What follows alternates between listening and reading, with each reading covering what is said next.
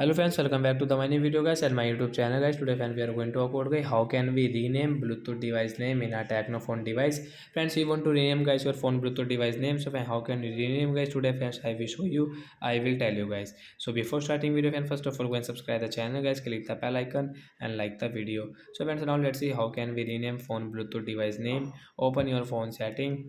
After on phone setting I scroll it. So friends, how can we on guys first of all Bluetooth. So friends, click on guys your more connection guys, tap here and so on your Bluetooth setting guys. First of all, because guys you can see guys we cannot do the device name. First of all we will on, after on guys we will rename, means we can change our phone Bluetooth device name. So we will change into guys into Tecno phone Bluetooth.